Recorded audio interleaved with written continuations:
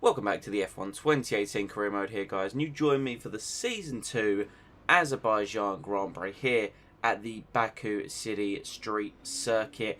Bit of a contrast, you know. I used to really hate this track, but the 2018 game, I don't know if it's where I've been driving for the Williams and the Force India, you know, that big old Mercedes power unit has been pushing me along, and I'm enjoying it a little bit more. Still, obviously, you know, not exactly top 5 tracks, but there you go. Appreciate for all the support on season 2 coming back. I'm looking to be a little bit more consistent going into the rest of the year. 2 episodes a week is what I'm going to be aiming for. So Renault are our rivals at the moment, but we're creeping up on Aston Martin Red Bull Racing in the performance index. We're taking a look now. We've got 1,300 resource points. We're going to get a major engine power upgrade, and that should hopefully bump the Force India engine to up equal or just above the Ferrari power unit there. I'm going to start probably branching off and looking. You can see they're looking at like the ERS and the fuel consumption. That's going to be a future plan for development of the car. Try and get the power unit to the best it can possibly be. Then work on my downforce and my chassis, essentially. Because play to our strengths. I think that's the way that we're going to be able to go forward with this car, with this team. And especially going into the rest of the season when it comes to those power circuits. But let's now get stepped in and see how we perform in qualifying. Welcome to qualifying in the Republic of Azerbaijan. The teams are making their last-minute adjustments before the lights go green, and the fight for pole position can get underway.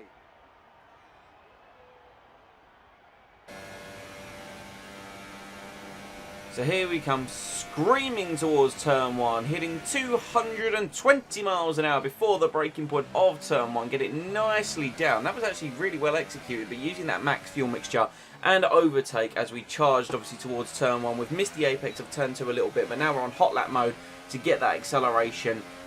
Because of the amount of straights here, if you use overtake too much at Azerbaijan, you will run out of ERS. So that's meaning why I'm having to play around with sort of rich and medium mixture. Clumped too much of the curb there through that 90-degree corner. Had to go a bit of oversteer, and again just too much curb, and I've scraped the wall on this lap. So first lap looking pretty ragged, pretty aggressive so far, but pretty well executed through the left-right at the beginning of sector 2. That's usually a downfall for me on this circuit. I don't really get that bit too right, utilising all the track available. Bottas goes fastest with the 39.7, then through the castle, my favourite section of the circuit. It's very challenging but very rewarding when you get it right, using all the track and a little bit more on the exit of the left-hander as you now sweep through the triple left-hander down towards the very unique left-hand corner. There's over a bump and then wide, scraping the wall once again. Lucky to not have any front wing damage at this point. We come across the sector split. We're actually up on Bottas, but then Raikkonen goes fastest, half second quicker than Valtteri Bottas. It was a good middle sector for us, but now it's pretty much just foot to the floor, down to the power unit, hot lap mode, up into overtake, and it's now trying to get as fast and find the shortest route possible down towards the line. DRS is open now, and we're just building. We're going to cross the line soon, and it's a 39.5, faster than Bottas, but slower than the 2 Ferraris.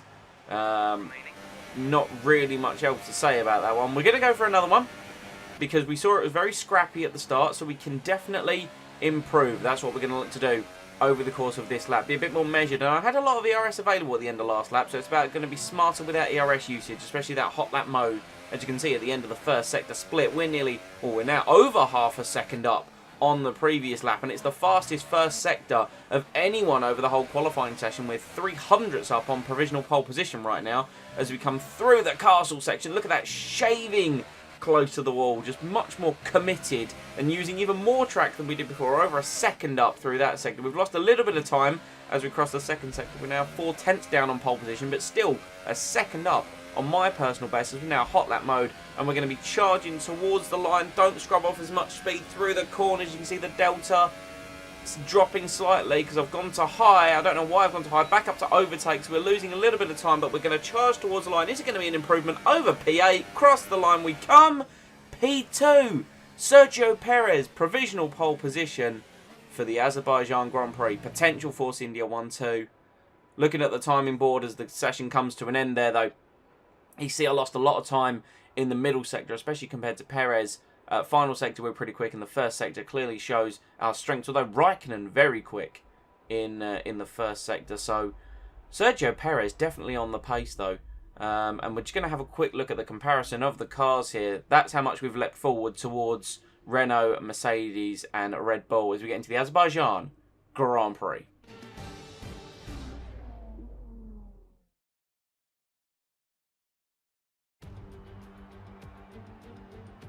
Good afternoon and welcome to Baku. This was the arena, if you think back to 2017, of one of the most eventful races of modern history, with controversy behind the safety car, last-second overtakes, and a historic podium for Williams and for Lance Stroll. So let's find out what lies in store for us this year. It's time for the Azerbaijan Grand Prix. Baku City Circuit then, an unpredictable 3.7-mile track around the streets of the Azerbaijan capital. 20 turns for our drivers to navigate today, including the infamous Turn 8, one of the tightest and most challenging corners of the season. A warm welcome to Anthony Davidson, who's beside me in the commentary box today. Let's talk about Haas. We have a number of changes to the aerodynamic regulations this year, and the signs haven't looked good for them so far in terms of getting to grips with those changes. There are a few downcast looks within the team this weekend. I think they've been hit fairly hard by the new regs. But this is only the first step down a long road of development, and even if they don't maximise their points today, there are plenty more up for grabs this season. Well then, after an exciting qualifying session yesterday, let's take a look at how the cars line up. Sergio Perez will lead us away from pole position, and the captain completes the front row. Looking down the rest of the grid, we have Hamilton, Vettel, Daniel Ricciardo, and Verstappen, Sainz, Bottas, Magnussen, and Lance Stroll. Raikkonen. They've taken a grid penalty. Hartley, Sergei Sirotkin, and Leclerc, Gasly, Hülkenberg, Fernando Alonso, and Marcus Ericsson. Van Dorn and Roman Grosjean starts from the back of the grid. And with lights out just moments away, it's time to go down to the track. Right, let's be patient going into turn 1. We want to be in a good position for the rest of the race. Good luck. So as you see from the grid rundown there, Kimi Raikkonen taking a grid penalty, and that puts us up to P2. So it's a Force India 1-2 at the start of the grid. Their two-stop strategy going from Ultras to Supers to Supers. That is the provisional strategy. It's a very good one to go by. Here's the setup up and running. 4-5 on the wings. The understeer is not too bad around here. 85 on, 70% off throttle.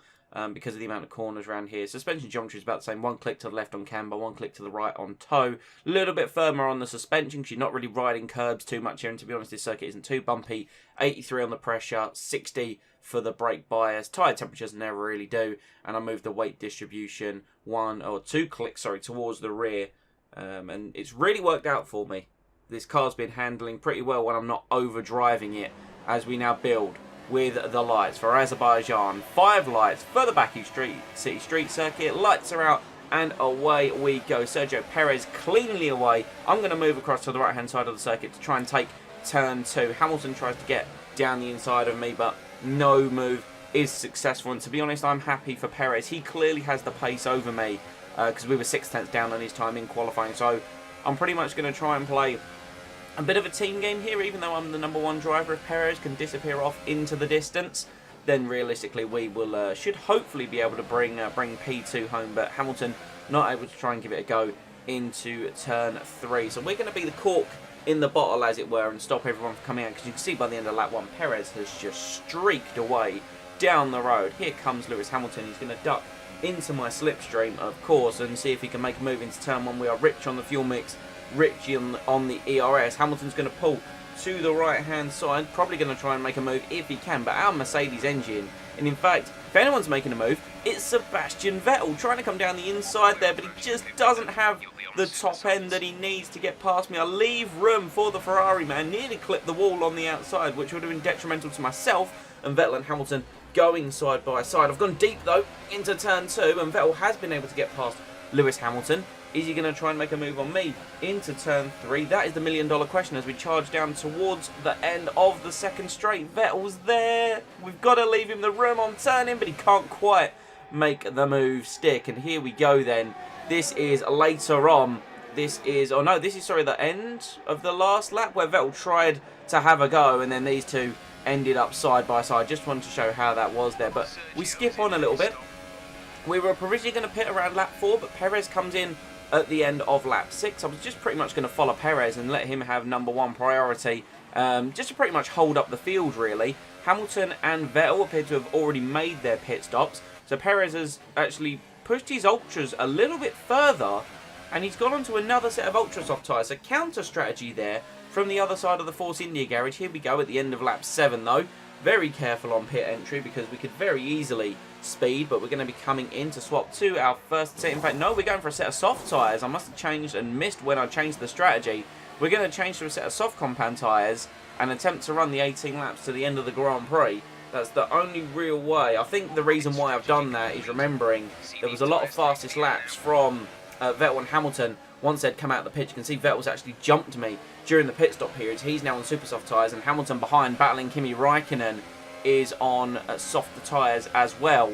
So really the only way for me on pure pace, I'm not going to beat these guys. So on strategy is where we need to try and beat them. So 18 laps we're going to have to do on the soft compound tyre. You see Perez on the ultra soft dipping into the 41s now, whereas our best is still in the 43s. Here comes Hamilton on a set of ultra soft tyres. Is he going to try and make a move into turn 1? He's going to have the engine all the way up and all the overtake mixture party mode enabled in the world. He's on the outside though towards turn 1, and he tries to be later on the brakes, but our defensive move was just too strong for Lewis Hamilton.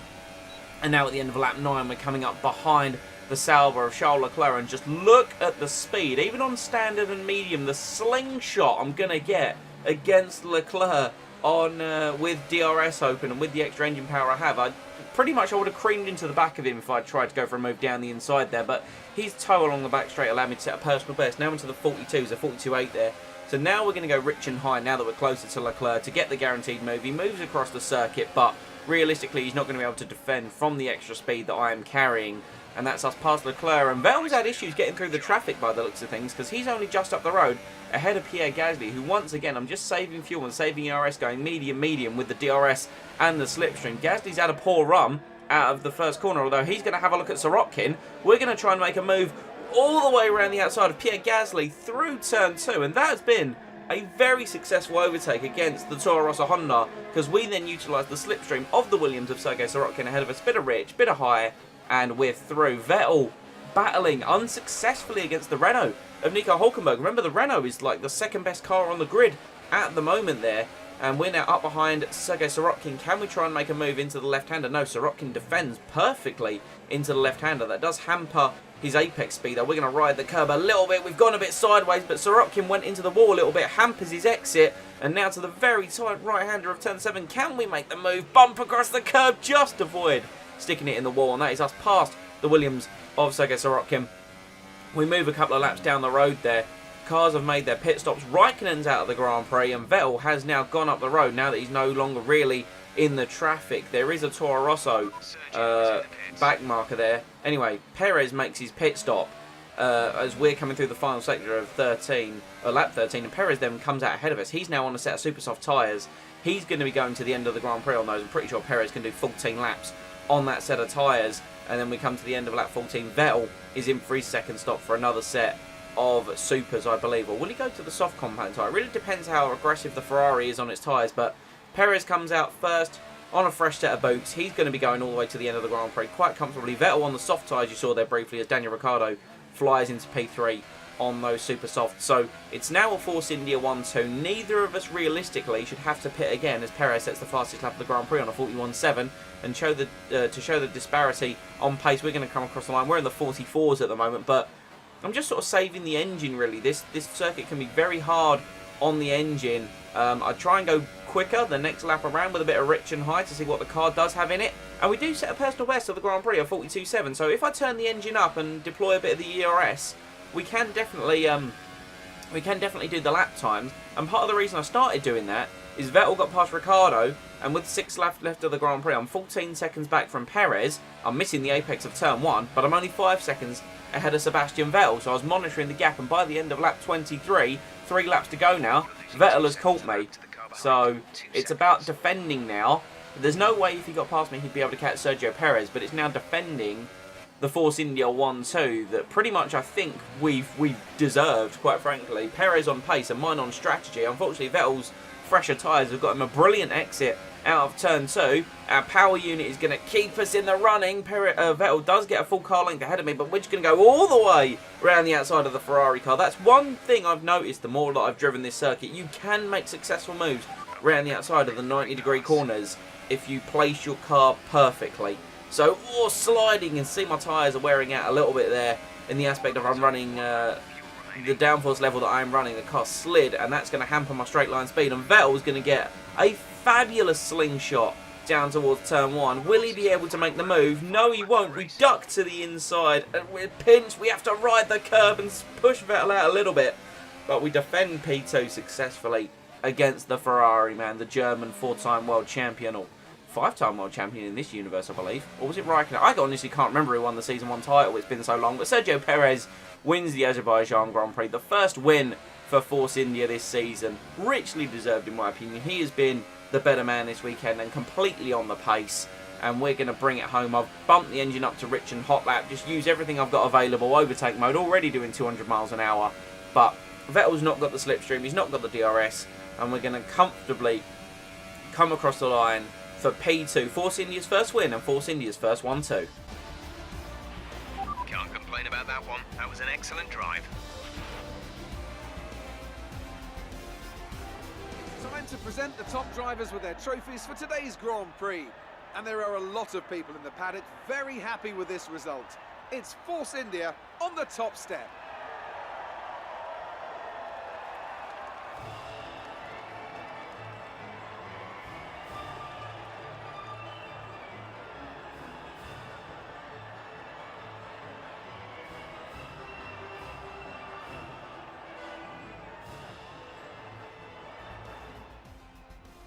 There you have it. Sergio Perez, like I said, wins the Azerbaijan Grand Prix. Alongside me, I was 1.3 seconds slower than his best lap, but the one stop paid dividends today. Vettel comes at home in 3rd, Hamilton 4th. Nico Hülkenberg inspired from 16th on the grid with the one stop up to 5th.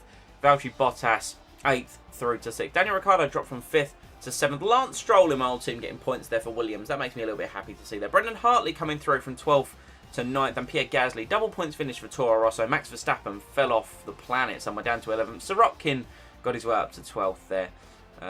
If we flip over and take a look at the standings, Sebastian Vettel leads by 30 points. He's now over a race win ahead of Lewis Hamilton. Then Kimi Raikkonen 16 points behind Hamilton. Perez moves up to 4th in the standing on 41 points, only 3 points behind Raikkonen. And I'm then a further 3 points back from Perez there in 5th. Both of us ahead of the Red Bull drivers and the Renault drivers. Even though technically their car is better, myself and Perez have scored more points than the Red Bull and the Renault drivers. Goes to show the consistency of our drives this year. And of course that 1-2 there is going to be huge for us. Me nearly, of course, doubling our points, and Perez more than doubling his points. And with that result as well, Force India move up to 3rd. We of course got maximum 43 points this afternoon, whereas Red Bull got pretty much nothing, and they drop down to 4th position there. So we are asserting our dominance as a very competitive, very strong team going forwards in this championship. Williams, of course, up to 7th, and then Toro Rosso, pretty much, they got 75% of their points there. They multiplied their points total by 300%. Only team